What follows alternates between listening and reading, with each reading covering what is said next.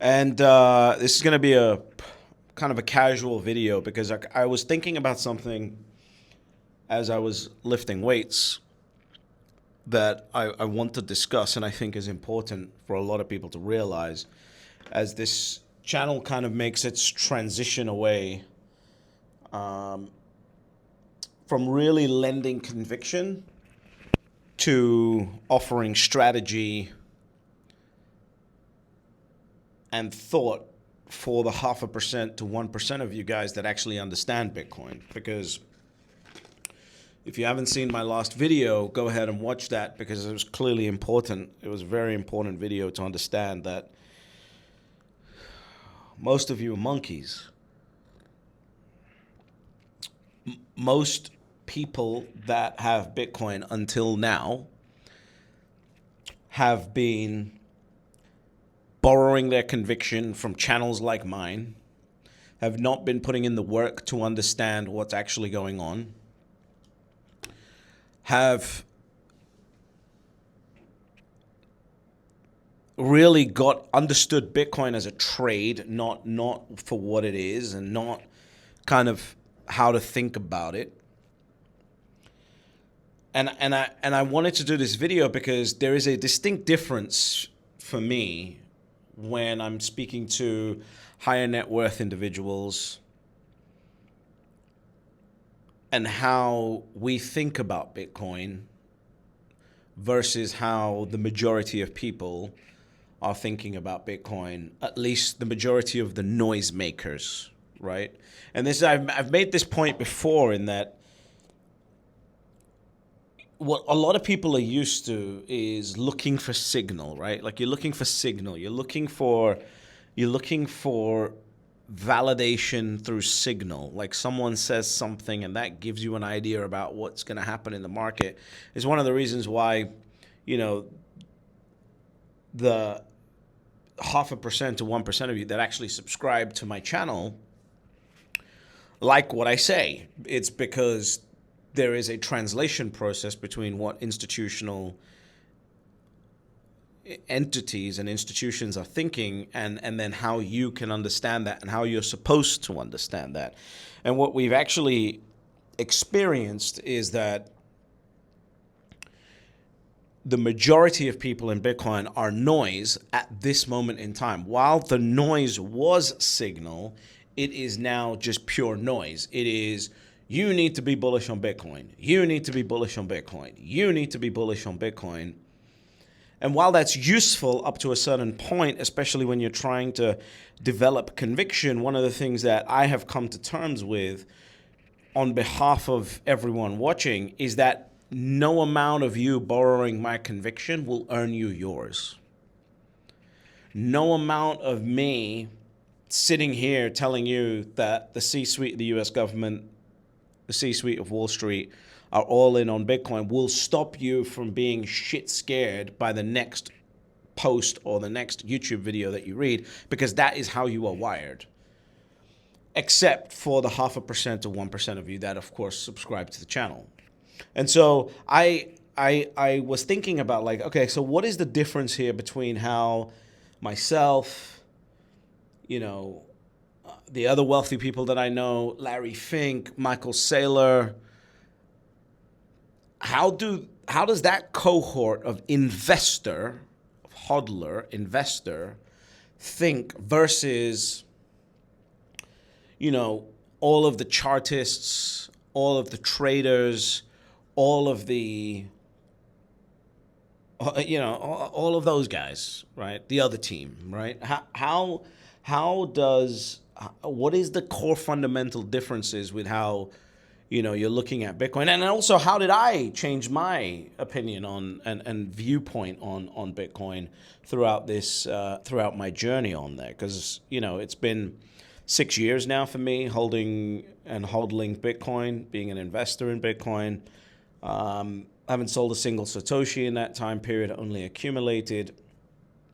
And so, what is the thought process there? And I've come to realize, because again, a lot of the noise being created in Bitcoin now is not signal, right? It's just noise. It's chirping. It's chirping, right? From people who really what they're looking for is they're looking for dollars. They are looking for dollars because they're in a position where they need dollars. They need to be able to have wealth today. That's what they're looking for. They're looking for wealth and currency today because they maybe don't have the ability or the know-how or whatever to actually accumulate this wealth any other way. And so the way that they do it is through trading of Bitcoin in this scenario or anything else. That's their way of doing it. Well, that's not how millionaires and billionaires and institutions think. Like, there's just a fundamental difference in thinking. And so I wanted to cover really like what the thought process is around an asset, especially when it's going up and down, like what you've seen with Bitcoin. And of course, this is not a new thing for Bitcoin. It goes up and down all the time.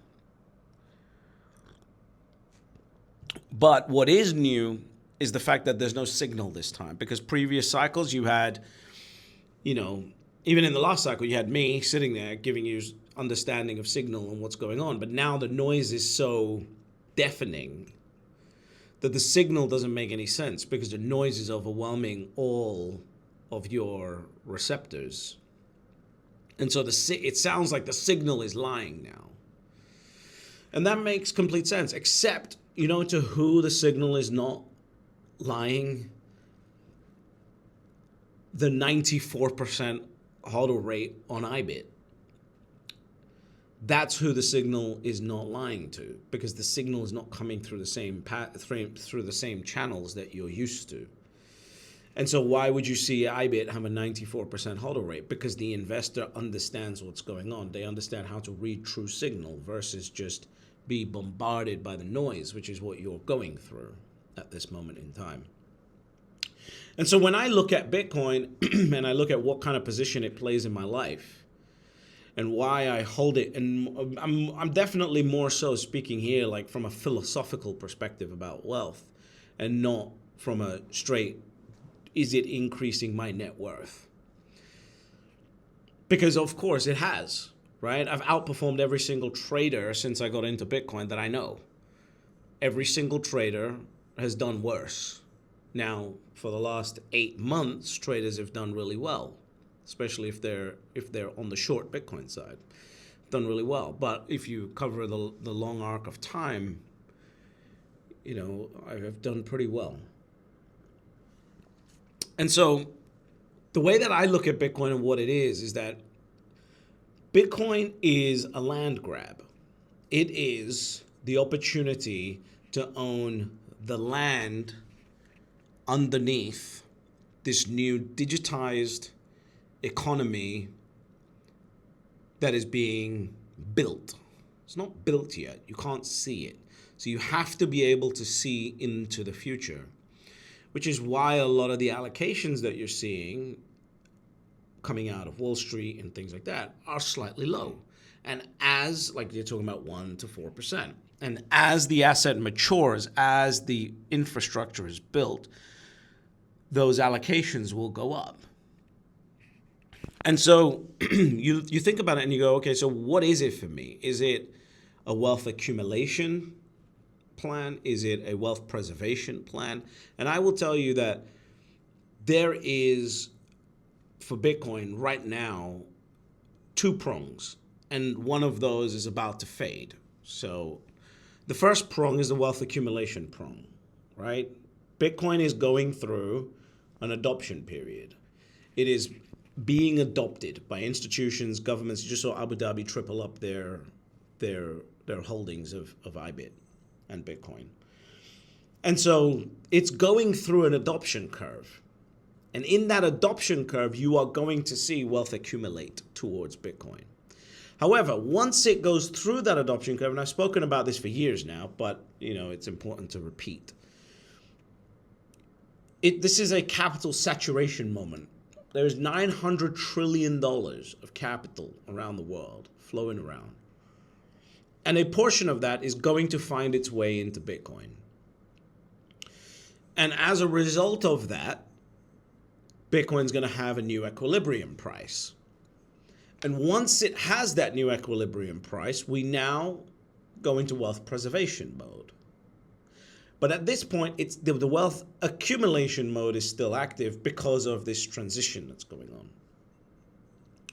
and this building of this new economy. Now, the second prong of that is this wealth preservation.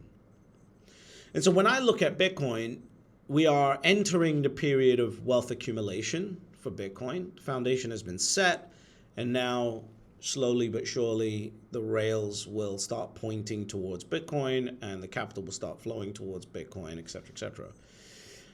And then after we go through this saturation moment, Bitcoin will have a new equilibrium price, and then we will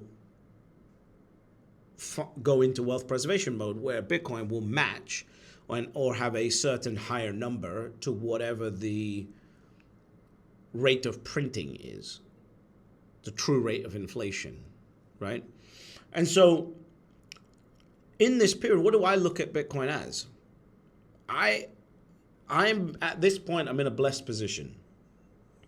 Bitcoin is at a 50% correction. I'm still worth more, net worth-wise, than all of my peers and most of my elders, right? And so I look at that, and that's a blessed position, because to me, Bitcoin is not about it is a measuring tool for how well I am understanding the game of the US dollar. That's what it is to me. Bitcoin is the apex asset that will suck up the most amount of value from the printed dollars because of the finality of the scarcity of the asset. I don't need to trade it. I don't need to sell it. I don't need to do anything. I can generate liquidity if I need to on my Bitcoin through borrowing, through IBIT, through whatever, selling call options, whatever I need to do, right? I can generate liquidity on my Bitcoin because of the skill set that I have. And so to me, Bitcoin is a forever hold because I can just generate liquidity whenever I want to. I don't need to sit there and trade it. Whereas what I see from a lot of people is that they need to sit there and trade it because this is their only way of accumulating more Bitcoin. You know, one of the strategies that I'm considering is just taking 0.5% of my portfolio, and for every $100,000 that we cross on Bitcoin, buying 3-year leap put options. Right? Just taking, a small percent, 0.5%, 1%, something like that. And seriously, and what that does is that hedges, it's kind of like buying insurance at every $100,000. Worst case scenario, that 0.5%, 1% is worthless. Best case scenario, that 0.5%, 1% turns into 10, 15% for me to DCA more. But none of that involves me selling the asset. And so when you hear people that are trading, and there's nothing wrong with trading. I think trading is absolutely fine. I'm not good at it, so I don't do it. But if you're trading and you can read charts and whatever, and you want to try and take a risk on an asset that, based on FundStrat's research, makes most of its moves on 10 days of the year, and you can think that you have the ability to time those 10 days, go for it.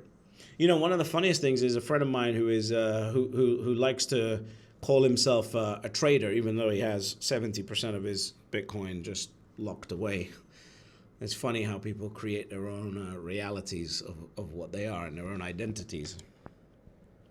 So one of the funny things that he says is that he's very bearish on Bitcoin right now. Bear in mind, 70% is long locked away forever. So anyway, he is very bearish on Bitcoin right now.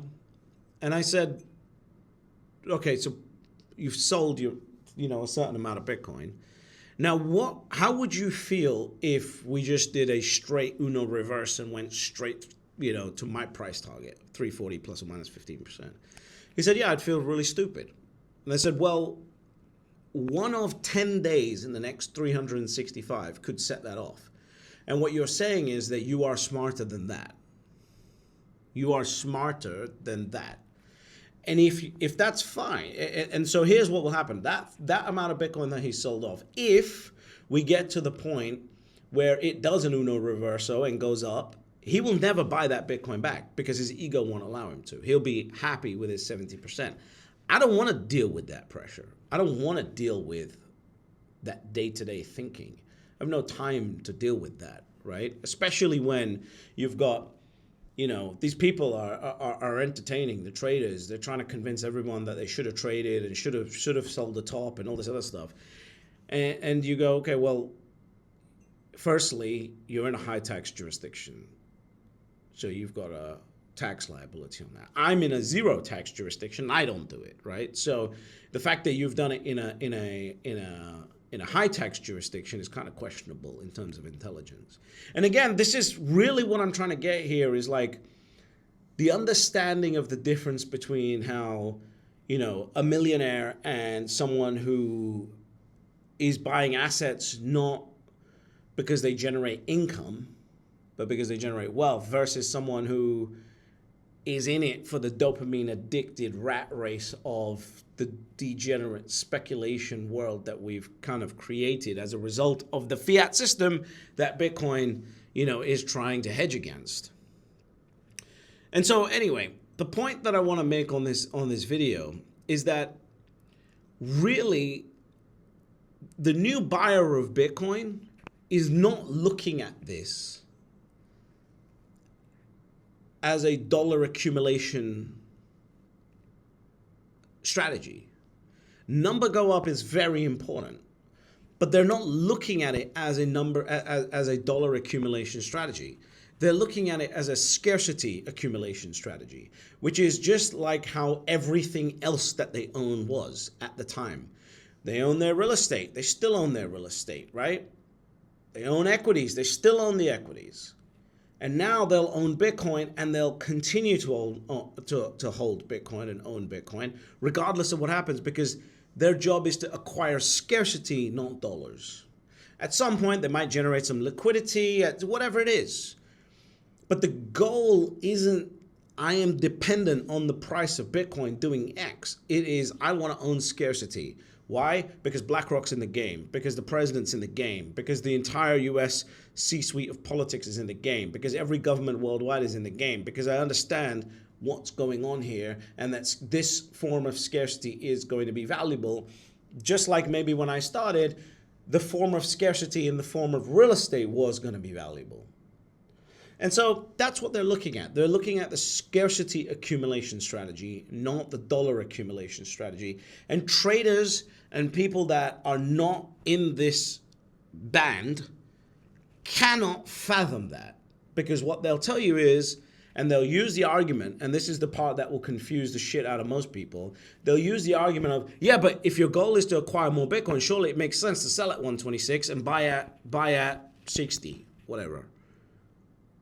And it's like, yeah, you're absolutely right. It is, that makes complete sense. They're all lies. The best lies are the ones that have a little bit of truth in them. That is absolutely true. The difference is that this new cohort of investor understands that we are not good enough to do that.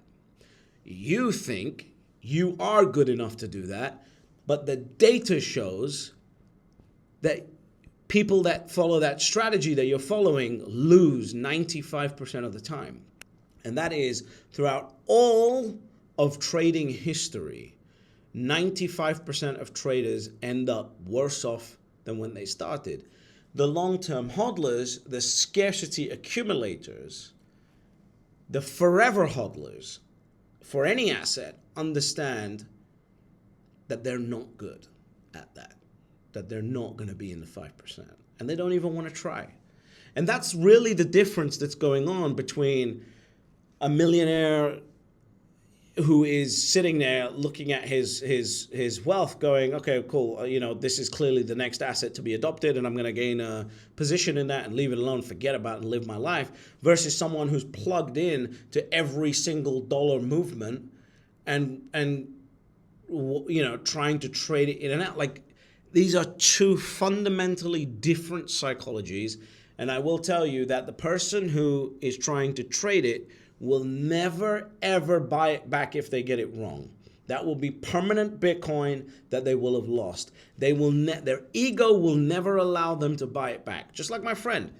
His ego will never allow him to buy it back if we go above 126 and he's still out with his 30%. He will justify something else.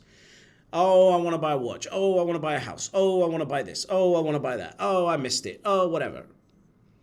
He will never, ever get over his ego, and his ego will have crushed him. And the difference between, the scarcity accumulators and the traders is that scarcity accumulators understand that ultimately there are always only 3 rules to Bitcoin. Step number 1, you buy Bitcoin. Step number 2, shut the fuck up. And step number 3, you get fabulously wealthy.